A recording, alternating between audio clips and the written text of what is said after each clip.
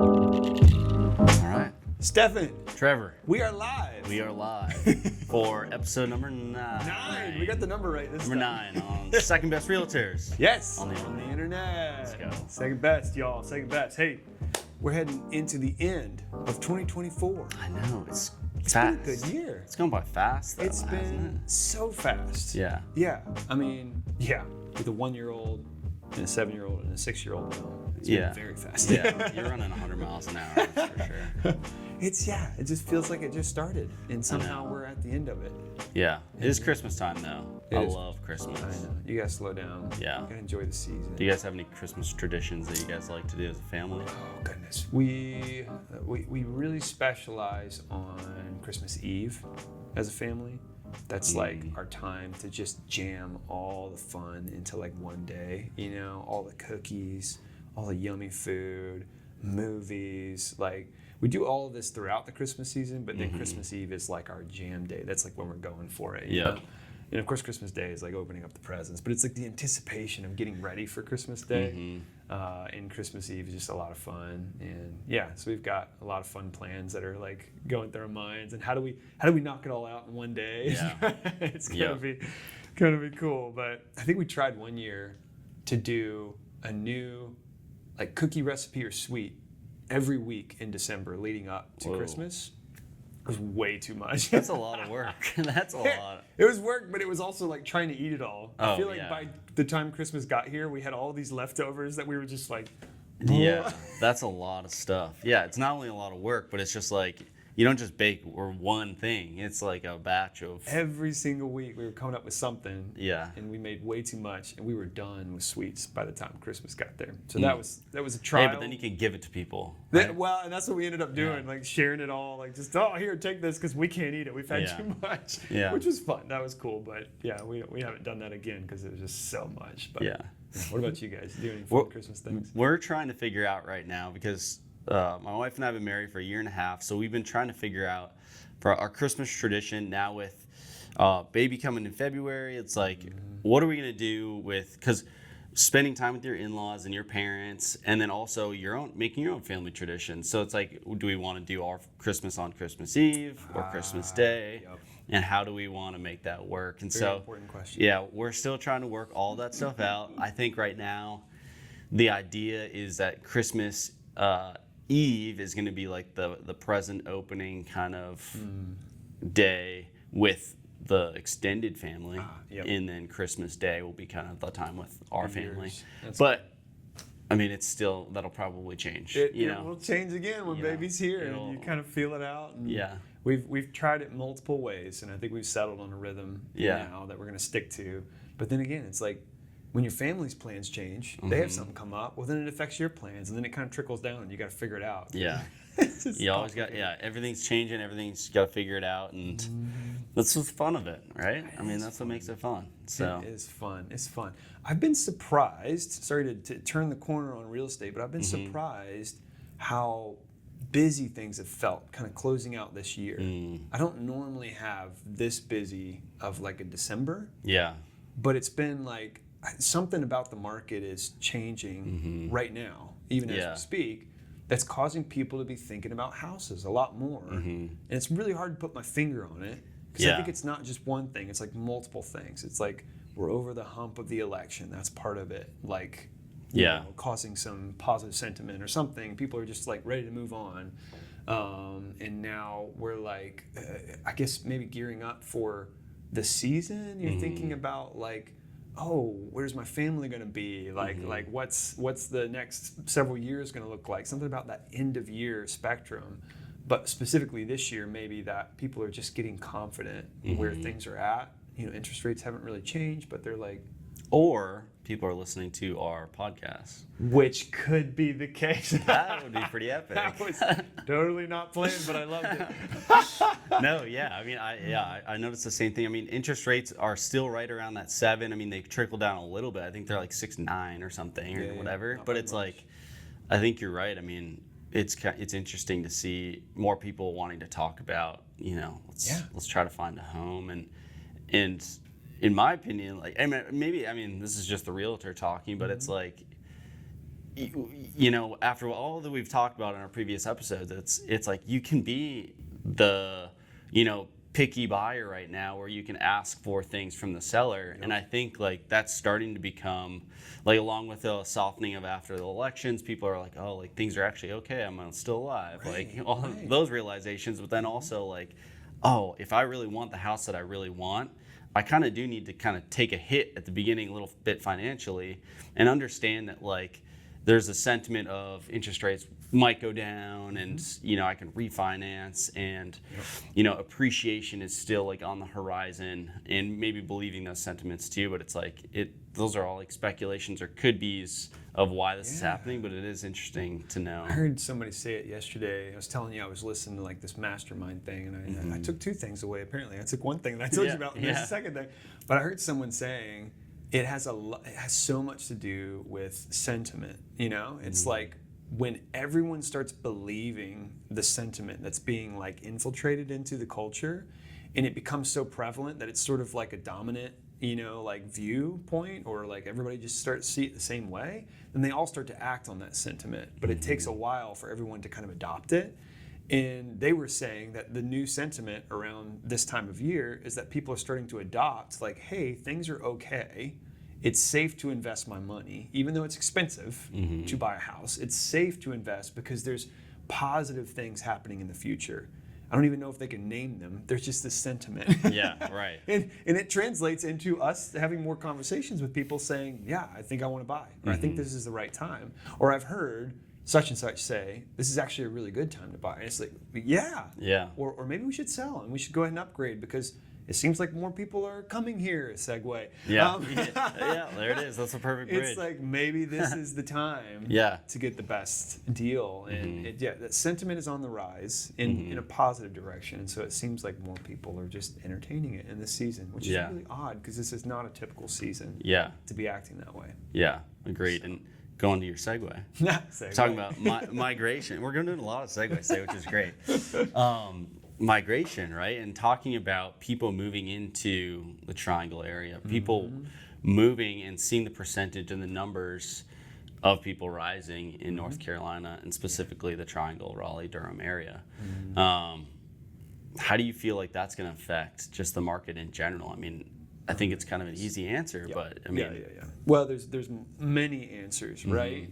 But I think it's, going back to that sentiment line, it's like people are seeing the increase of what's happening in our market. They're seeing this growth. They're seeing us keep getting plastered on like the top 10 places in the U.S. to live, or the top growingest cities in the U.S. And like we get all these accolades, Raleigh, Durham, like all this stuff. And it's like, if that's the case, then I don't see the trajectory of real estate values going down.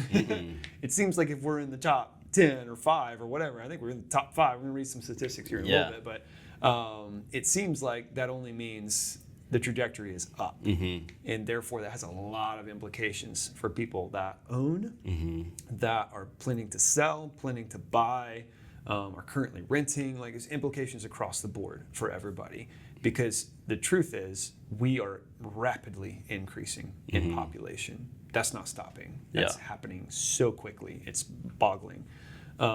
So that's the real driver, I feel like, to so much of what's happening in real estate and so much of what will happen next year and the year after and all these kind of things. And so, Yeah, and even talking about, like, I know I'm saying the Triangle, for those of you that don't know, that maybe are listening outside of North Carolina, I mean, it's really just it's Raleigh, Durham, and Chapel Hill, and then within those sections is like, you look at some of the most prestigious universities that are there. I mean, you got NC State in Raleigh, you got Duke University in Durham, and you've got you got UNC Chapel Hill in Chapel Hill, right? Go Tar Heels, let's go. Go Tar Heels.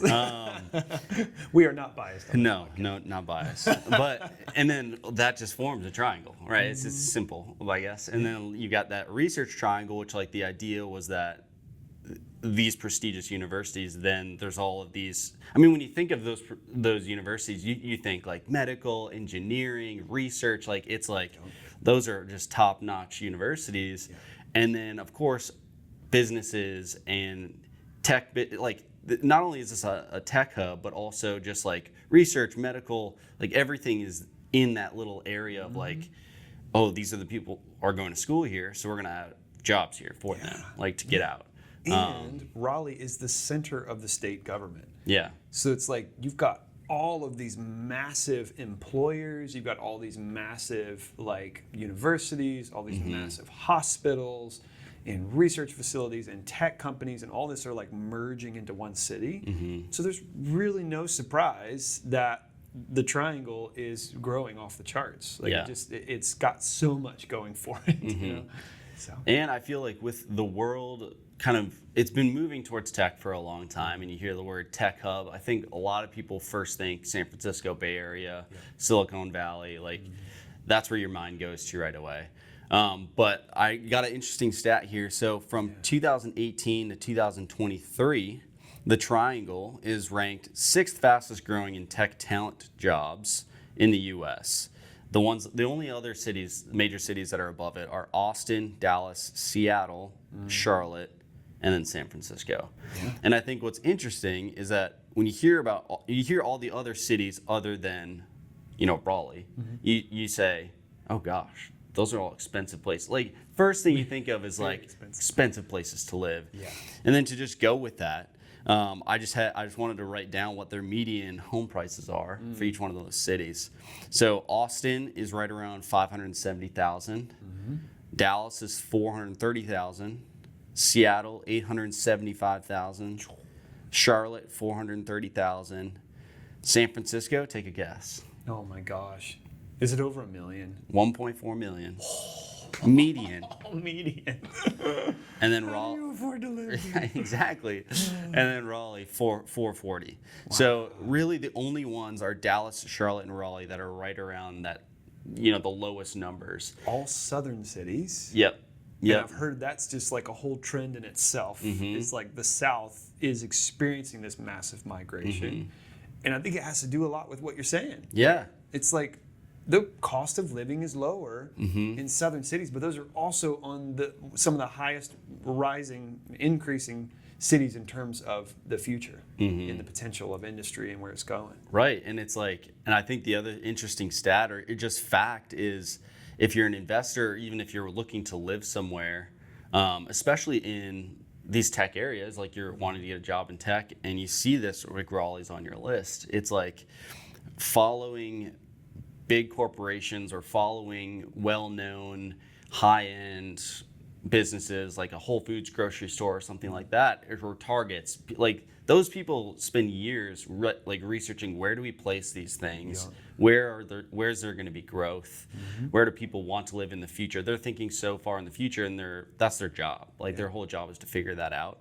And it's interesting because it's, for those of you that don't know, there's an expected construction of an Apple campus to start in 2026. So they're creating their East Coast campus in Raleigh. That's where they want to do their construction. So if that's not an indicator of this place is growing and this is where tech is heading, that's a huge indicator. Plus on top of that, Disney is building a community called Asteria. It's 1,500 acres. It's in Pittsburgh, so just outside of Raleigh. And that's beginning in 2027. So to me, this just screams jobs. Yeah. Right? It's so many opportunities. Opportunity. Yeah, that's so much word. Development into the influx of population. That's blowing me away. I had someone reach out recently and didn't ask about Asteria specifically, but they said, I want to buy around there because I know the potential that's coming. Yeah. And this is exactly what investors across the world are doing with Raleigh. They're looking at the investment that's coming. They're looking at the growth that's coming and going, I want to buy there. I want to invest there. I want to put my money into that growth point because it's like so many of these other cities you mentioned, like Seattle and San Francisco. It's like they saw these crazy increases of development and this crazy appreciation in their median home values and stuff like that. And now people are going, well, I don't want to pay that. That's too expensive to live in those places. Even though they have great jobs and all this, it's like, I can't afford that. So where do I go? Well, one of the lesser developing ones that's still on the up is where they're going. Right. And that's what we're experiencing. Mass migration. Yeah. Coming to Raleigh. Yeah. I mean, I don't know if you have some statistics there too, but I was shocked by some of these things that I looked up. Yeah. Just blew me away. Like 20,000 people have moved to Wake County, in the last year. 20,000 people. I don't even know how many like people one of these big communities would hold, but not even a fraction of that, right? Yeah. And yet that many people are moving. I mean, Right. it's like, I forget the actual statistic, it's 60 something people a day. Yeah. And just multiply that out and just go like, whoa. That's a lot. And that's just to like our general area. This is cool too. Like the surrounding counties are experiencing a ton of growth too. You think about how like Wake County is a big county. And it holds one of the biggest cities in our state, growing cities in our state, and yet like all these areas around are benefiting from that growth too. 7,000 people moved to Johnston County last year. Johnston's like got to be one of the growingest places in our area, and it's just blowing up. I was in Clayton the other day with a new client, and he's just like, it's crazy how much this has changed since I was a kid. He's lived there his whole life. And it's like, and now I'm seeing it like it just went on this massive ramp up in a different direction and increasing. The downtown's getting super cute. Like all these businesses are moving there. They're building up on all these highways and stuff like that. And so the growth potential is just off the charts in Johnston County. It's amazing. 3,600 moved to Durham. Durham was kind of a down and out city, like going on 20 years ago. And now it's becoming this huge like tech hub, like industry hub, businesses moving there. It's wild to see the growth happening there too. So just blowing my mind. This is cool. It's kind of just echoing all that we've said, but Raleigh has the third largest growing population in the U.S. among cities with populations over 250,000 people, only behind Atlanta and Fort Worth. So like, again, two southern cities, Raleigh being the third, growing so rapidly that the statistics are one of the highest in the nation growing. Yeah. Like that, and that's, I mean, just think about the other places that have more than 250,000 people. We're ranking higher than them. Like, what? That's crazy. Yeah. Raleigh had a 1.9% growth rate in 1 year. Some of the suburbs around Raleigh grew exponentially more than that. This is blowing my mind too. Y'all know about Fuquay-Varina. Not many people outside of Raleigh do. Nope. It's got two names, twice as nice. Yep, twice as nice. 7.8% growth in 1 year. Yeah. It's crazy. And like, even I know there's a bunch of other, like, I mean, there's a bunch of sources saying different things, but it's all relatively the same. I mean, I saw that there was a stat that said Raleigh-Durham area, so I think it was just including kind of like this triangle, maybe a little bit more outskirts, but it said 2020, 2023, it was a 20% population increase. And it's like, just you saying that stat of Raleigh alone was 1.9% growth in 1 year, but then you add all the other little places together, and I mean, it's just like, this place is blowing up, and it's right under our noses, you know? So stinking fast. I mean, it's just, I guess like, something I would love to pick your brain on, and we could just kind of go back and forth on, is like, you know, we talked about jobs, we talked about stuff like that, but what do you think is the real driver to why people are leaving their homes and their jobs in these other areas of the United States? Maybe we should even talk about like where they're coming from, because that's something that I found really interesting in just some census data and stuff. It's a little dated, and I think they're doing a new census this year. At least I got a mail-in package to fill out my stuff, but it's like, I think we'll get even better data next year. But like, as of recent data, where do you think people are coming from, and why are they leaving to come here? Well, I mean, I think just going back off of some of the stats that we had already spit out, it's like you've got an understanding that this area is producing jobs, and it's got a lot of authority to back that up, and a lot of, you know, universities to back that up. And so there's confidence that there is opportunity here. And then when you look at any other place that also has the opportunity, what else do you reflect? What's another big thing in your life? It's mortgages. It's how you're paying for your living. Yep. And so you look at all those other places, and they're, you know, some of them are, you know, 2-3 times as expensive. And it's like, to me, that if I was living there and I didn't have family ties or something that was holding me back to, fork over all that money, I'd be like, oh, I'm going to move to somewhere cheaper. I'm going to move somewhere more affordable. Yeah. And, how do you get the best of both worlds? Like right now, it's moving to North Carolina and, getting those opportunities, but also getting in before, Raleigh becomes a San Francisco. Not saying not saying that that's going to be the case. Not saying that's going to be the case, but just like hypothetically, like that, I think that's kind of like what we're looking at here. Yeah, absolutely. Yeah. I found it really surprising to see where people are moving from, where most people are coming from. It tells the tale that we're talking about in terms of pricing. People are coming from a lot of southeastern cities, actually, surprisingly. They're coming here from places like Florida, places like Virginia, probably mostly close to that, like Washington, D.C. area, Baltimore Metro, like all that kind of area, but specifically in Virginia, South. And also from South Carolina. They're moving here from southern states. Those are like the bulk of people, like the highest number of people that are coming from other southern states. And to me, that says something that we have, they don't have. So they're moving from something that's similar. Virginia, South Carolina, very similar in climate, very similar in like features. You got beaches, you got mountains, you got all that kind of stuff. But something about Raleigh is causing them to translate and move here. And I think in a lot of cases that has to do with the fact that, specifically around Baltimore, I'm helping 4 families move from the Baltimore area right now. And every single one of them are walking away from a house that is far inferior to what they could find here for the same price. And yet they're selling, making a whole lot of money and coming down here and getting into a way better situation. With a big house, big yards. And they can do that because the cost of living is so much lower here in Raleigh still than where they're coming from. South Carolina, Florida people, when I talk to them, it has more to do with just opportunities, like we're saying. It's like, well, there's better opportunities there than what I'm finding where I'm at there. A lot of it has to do with taxation. I've even had those conversations. Oh, real estate taxes were off the charts in Florida. And it's like, okay, well then they're not that bad here in Raleigh, and they're seeing that. I've had people literally call me and be like, what's the tax rate? Before we're even talking about purchasing, just tell me the tax rate. And they want to know if the cost of living is lower here. That's a big factor to them. Other states that people are coming from are like the Northeast, like New York specifically. I work with a ton of people from New York. Also coming from a super high value of cost of living and coming down to something that's very manageable, better climate, like it's still good opportunities. And then of course we work with a bunch of people from the West Coast as well. That's got to be our next exporter, which again has to do with the high cost of living there.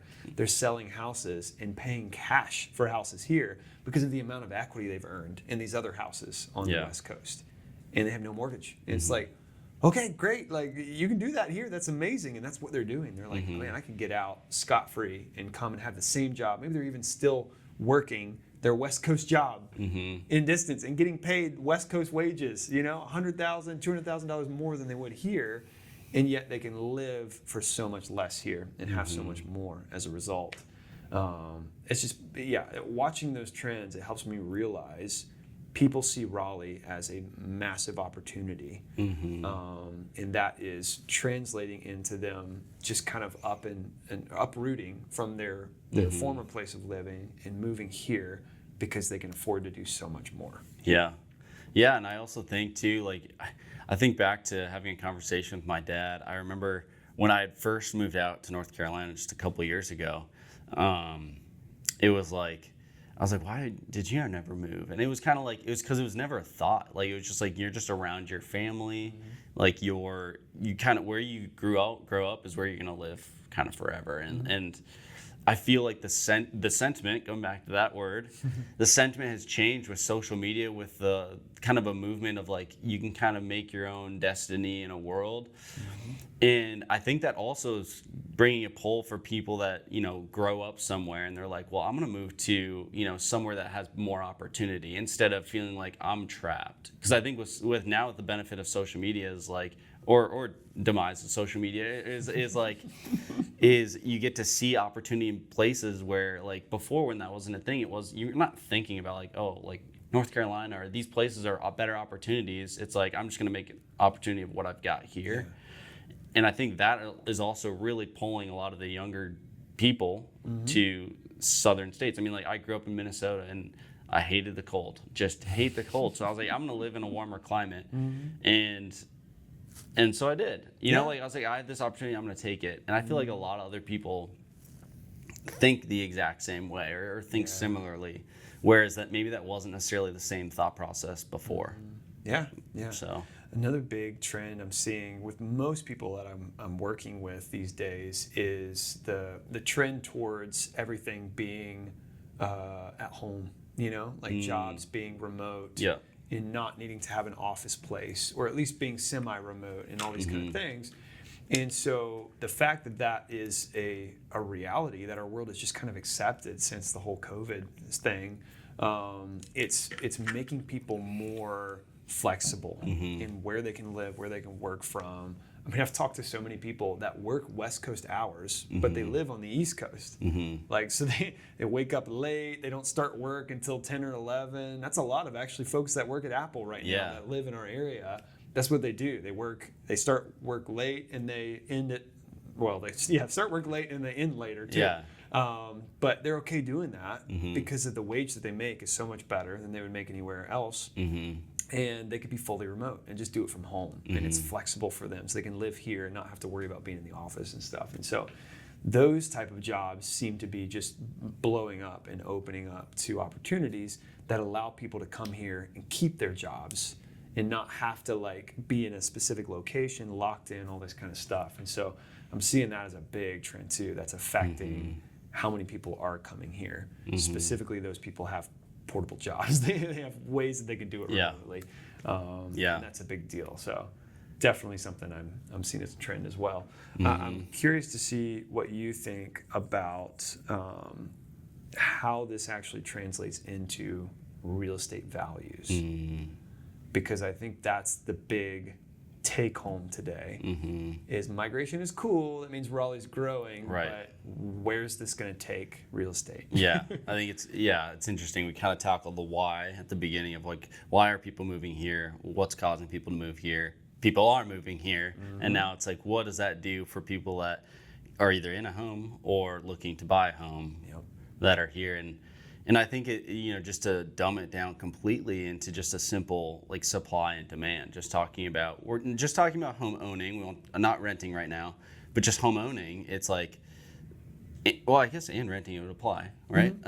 So more people come in, so more demand, but supply stays the same.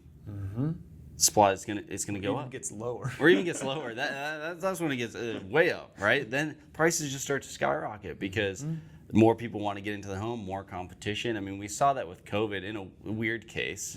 Just more people saw this opportunity to buy and they flood to the table. Then all of a sudden shoots the appreciation up like no other.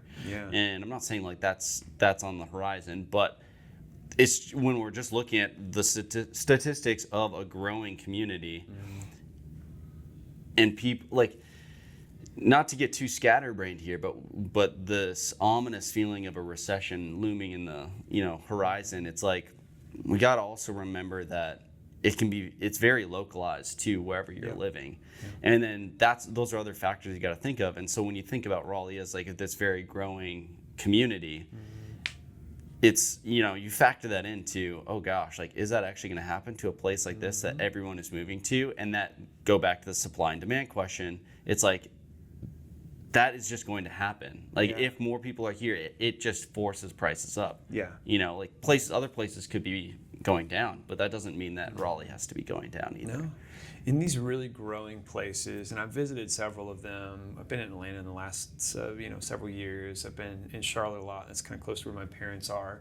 It boggles me when I drive around these places and then compare them to Raleigh and see the same trends fleshing out. Apartment buildings going up right and left. I mean, downtown right now, there are like 5 different, like 1,000 unit, well, probably not that much, 500 something unit apartment complexes that are going up right now. in downtown. Yeah. That's just downtown, you know? And then you drive out in the surrounding area, and I've thought of this when I'm driving around Charlotte and stuff too. It's like there's apartment buildings everywhere. They're throwing them up because the growth is happening so fast. They don't have enough places for these people to put their heads at night. It's like we are running out of spaces to do this. And it's increasingly rare to be able to find something. And so these investors are making out like bandits because they're throwing up these, relatively cheap buildings to house, tons of people and pay off their investments in just a few years because the housing need is so high. Yeah. And that need is driving people that don't want to rent as well, or that are coming with cash to our market from selling another investment in another market, driving them to come here. And because of the lower cost of living, and now they're not finding houses. And when they do find a house, they start competing.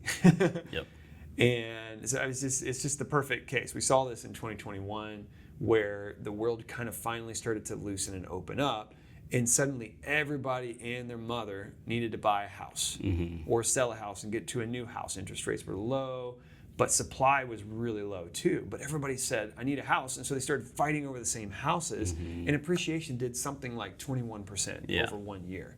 It was crazy.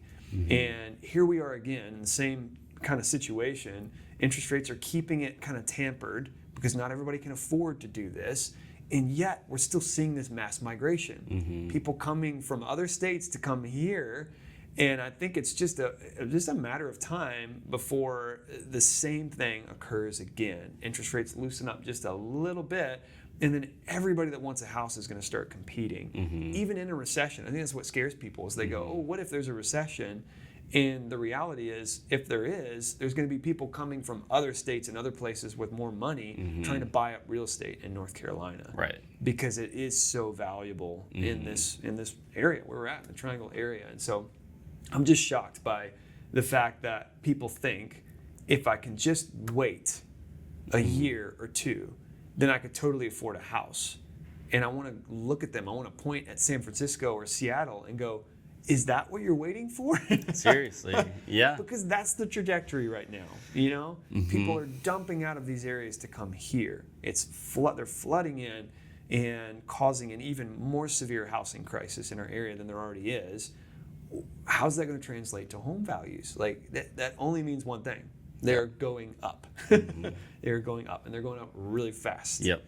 And so let's speak specifically for first-time home buyers, because I kind of want to make this applicable to anybody that's listening. First-time home buyers, what do we say to first-time home buyers that are like, man, I really want to buy, but we've talked about this in the last couple of episodes, but just in brevity, I really want to buy, but I don't have enough cash, and I'm worried that I might be paying more than I could just rent an apartment for. In relation to migration, like, what do we say to them? I mean, listen to our other episodes. That's what I say. Go back. That's what I say. Listen it all. Check it out. I mean, I think it's just clear. I mean, as much as we want to take out the realtor and just bring in the person, it's like the caring part is like, you guys got to understand that purchasing a home is going to be of value to you rather than renting. Right. I mean, growing that equity when we see a bunch of people migrating, causing appreciation to go up. Why would you sit back and say like, well, I'm just going to hold on to this $1,500 rent rather than this $3,000 mortgage? But who's to say that mortgage isn't going to stay $3,000, but appreciation is going to go way up? Because that mortgage is just staying $3,000 because the interest rates are high right now, and that can be fixed, or that can be changed, later on. Yeah. But the appreciation of the home, that could just keep going up. Yeah. Could keep going up. It's something you either pay the price that exists now, or you suck it up and pay whatever price comes in the future. And I think everybody knows the likelihood of that price increasing over the next 5 years is really, really good. So either you buy now and spend a little more money on housing, but just anticipate rates are going to move, or you wait for the constant influx of people to be coming into Raleigh and increasing home values, and now guess what? You have to pay $50,000, $100,000 more, because that's what people are paying. That's what the demand is causing, And so that's the fear for first-time home buyers. We're not just saying this as realtors just to like get your business. Like the fear is if you wait, you will be outpriced. Yeah. And the funny thing is, as fast as like, Bryant used to say it like this, and I think this is one of the best ways to kind of wrap your head around it. Mm-hmm. Ask yourself, is your wage going to increase by 3 to 5% every year? Most people go, no, that'd be amazing, but no, my wage is not going to increase that much. So now let's just take your wage, which is, I don't know, just fill in the blank, whatever your wage is, for, $50,000, $100,000, $150,000, multiply that out by 3 to 5%, and you go, man, that'd be a nice bonus. Like, I'll take that. You're not just making 3 to 5% on your wage. Mm-hmm. You're making 3 to 5% on the value of your home. Yeah. Which is triple or quadruple your wage. So if you want to raise, buy a house. It's a great way to For put real. it. Yeah. If you want to raise, buy a house. Mm-hmm. Because we're telling first-time home buyers this because investing in homes is one of the fastest ways to build wealth, specifically in a market that is growing so quickly. Mm-hmm. That's a great way to build your wealth, to invest in your future.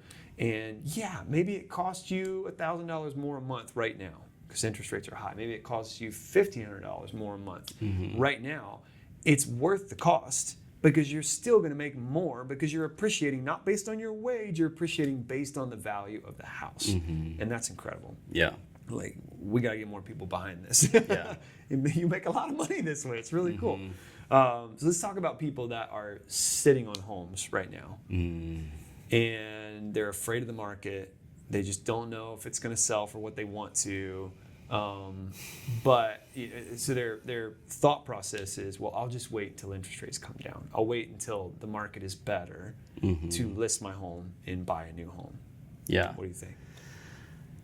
Yeah, I don't know. Like, I think like what my mind goes back to when it comes to people that are sitting on their homes is when you're wanting to move into another home, it's because there's something wrong or something that needs to change about your current living situation because you already own a home, so you already know like you're getting equity, you already know that there's like you're sitting on treasure.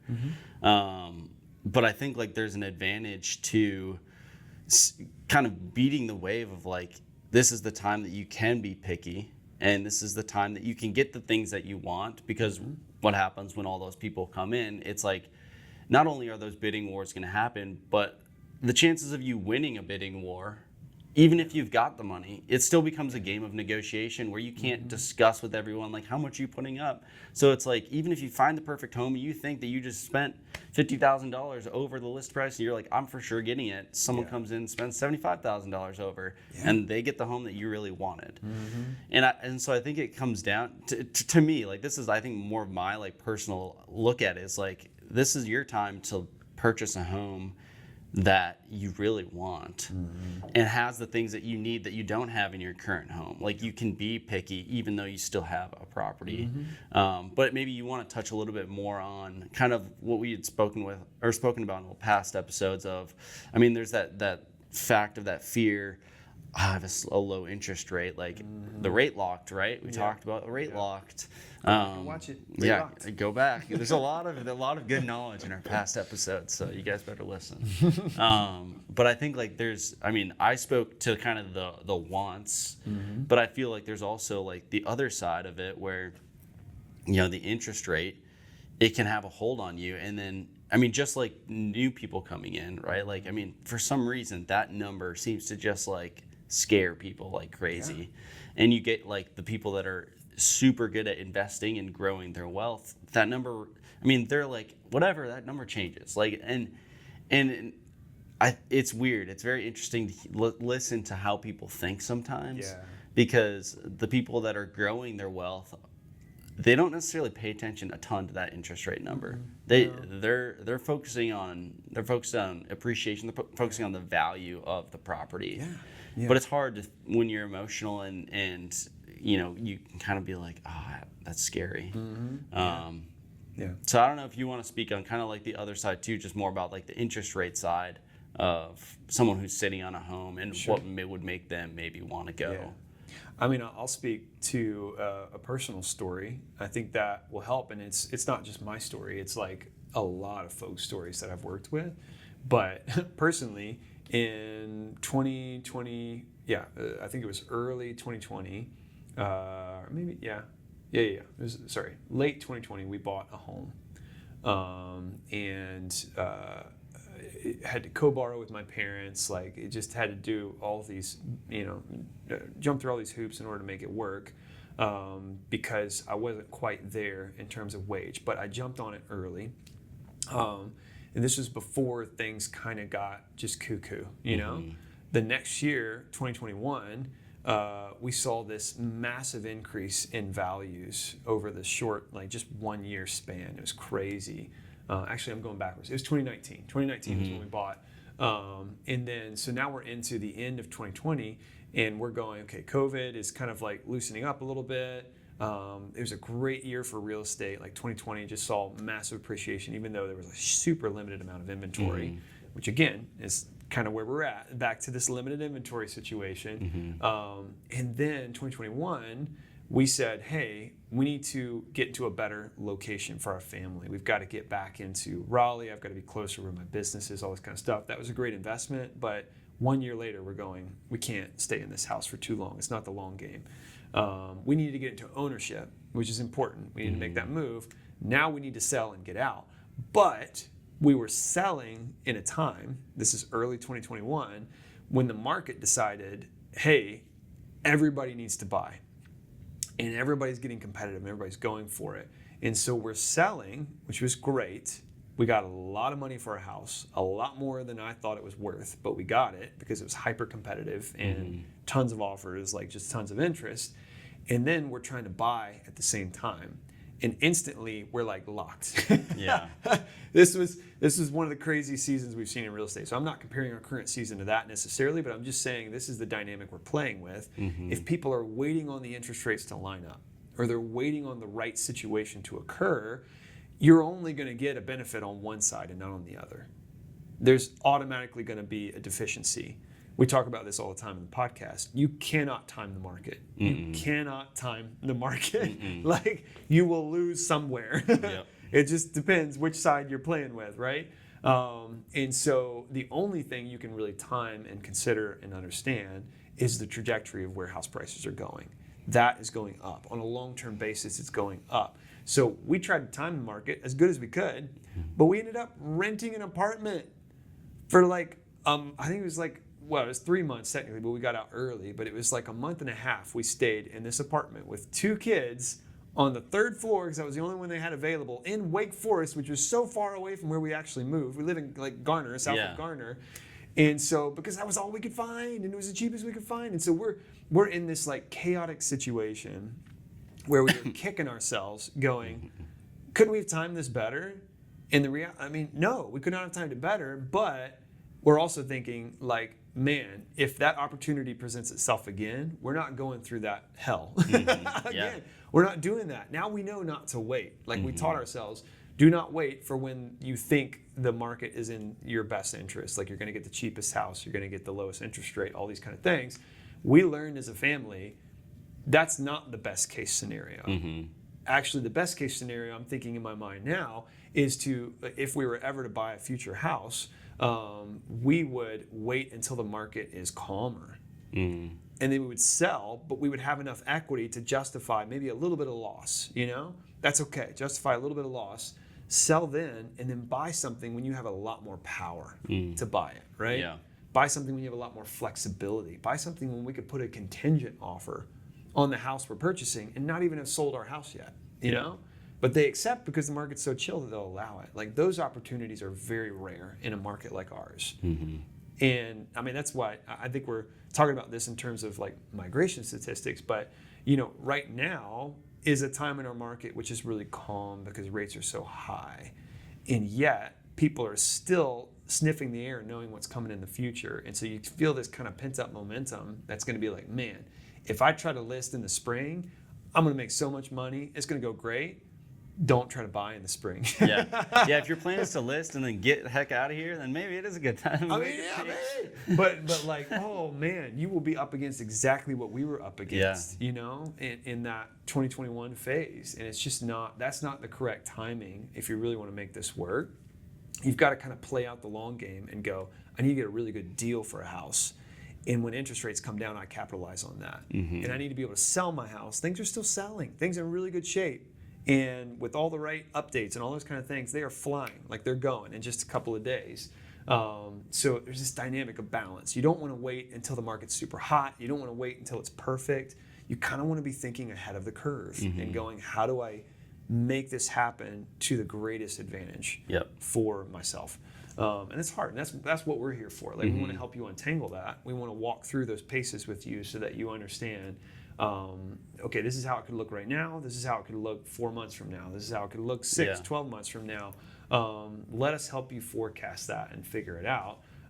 Because I think the answer that you automatically assume is correct is probably not. Right. Yeah, and I think it's also like, it's just like regular, whatever, investing in the S&P 500 or whatever. It's like, you can never time it perfectly where you're buying at the very bottom and it's going up, right? Like, sure, there's those people out there. But that would be like us saying some random city in some random state is going to blow up in the next 5 years. It's like, no, like there's these tangible stats that we can look at that's saying like we are moving. There's a trajectory right now. And so like you can hop on or wait. I mean, like that's your choice too. But like now, this isn't just a, this could happen. It's like it is happening. Yeah. So use that to make a decision. Use it and use it to your advantage. You know, like just know what's coming, make the smart decisions. We talked about this a lot in the previous episodes, but think about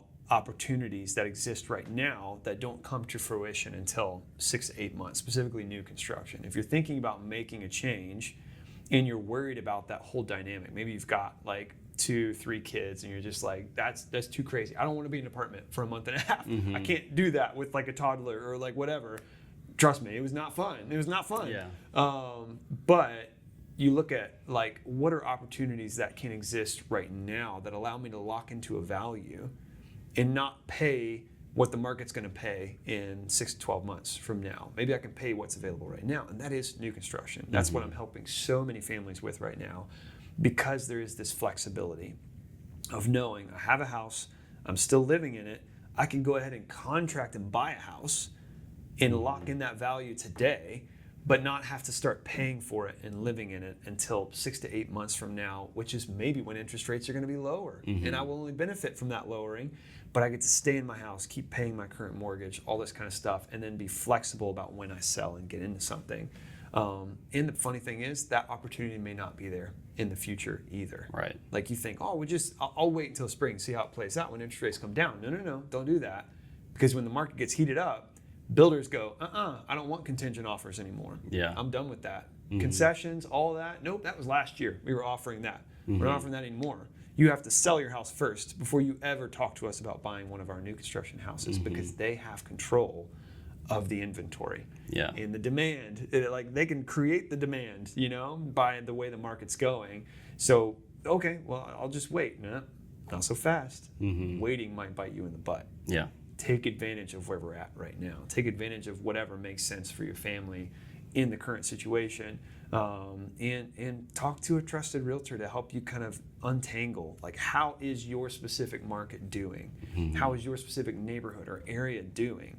Some people talking to me about like areas like Apex and Cary, and I just don't know. It seems like the market's so slow. No, it's not. Not in Apex or Cary. It's not. They're flying off the shelf. They're just going so quickly. Like you can't control, because there's so many people moving into those areas from around the area. They are driving demand in those areas. That's not true of all of our areas, but it's true of a lot of areas, even right now in this season. So talk to someone who knows what they're talking about first before you draw conclusions from sentiment, before you draw conclusions from data even that you see. I mean, these are just statistics that we're sharing, but ultimately we want people to understand what's the real live trends, what's going on. We can actually dig into that and help untangle that for you. 100%. Cool. Yeah. It's fun. I think that's a good place to put a nail in it with the meat and potatoes.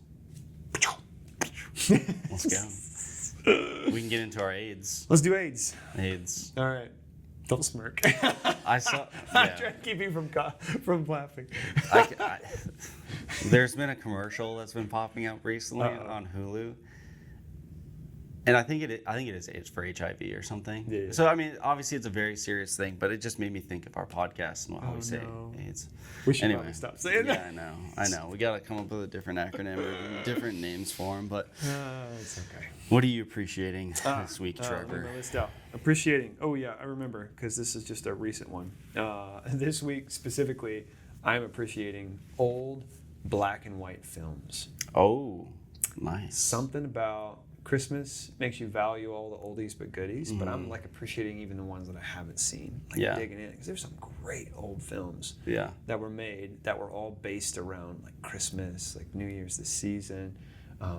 Getting to some Katharine Hepburn, getting to some Cary Grant, like all these like amazing actors that were leagues above anybody that we have, like sorry to bash all of the actors out there, but just these guys were incredible. They were so good. Valuing that right now in this season. It's a lot of fun. That's awesome. How about you? I love Christmas time, so I'm just valuing like Christmas trees, the lights, just I don't know, it does give me a joy. I just really enjoy it. But I appreciate also just my wife and I like to play backgammon, and we'll play it on our couch, and there's just a Christmas tree there, and it's just so much more fun for some reason. Beautiful aura, enjoying it. That's so nice. I love Christmas time, so I'm really just appreciating it this season for sure. Oh, you reminded me. We were speaking about traditions. One of my traditions has been to add to our lighting display on our house every year. Oh. And so this year rolls around, and I'm thinking, like, what am I going to do? And I found this incredible, like, neon-looking, like, Santa thing at Lowe's or Home Depot. And I was so close to buying it, but I said, you know what? I should probably vet this with my wife first, because I don't know. She was like, no. She shot me down so hard. Yep. I was like, no. It's for the kids. It's for Christmas. For the kids. It's not me. It's the kids. She wasn't having it. And honestly, by the time I got all our lights up this year, I was like, no, I'm good. Yeah. So my light purchase this year was actually replacing the lights on our tree. That was it. Because they burned out. Yep. And so that was my only addition. But do you do real tree or fake tree? Fake tree. Fake tree, yeah. Same here. Yeah. Yep. I wish we were real tree people, but it's just the cost of trees have gotten so stupid. You got to pay $150, $200 for a tree that's going to die by the end of the season. That's crazy. Or you just wait until Christmas and buy like a $50 tree. But that's true. But hey, discount. Discount. Put up the fake one and then buy a real one on Christmas Day. So that'd be the way to go. What are you investing in? I am investing in giving right now. Nice. You know, financially, yes, but thinking about, this season reminds me so much about like how life is not meant for just taking. You know, it's not meant for just receiving. It's actually meant for giving. That actually fills you up more than it empties you out.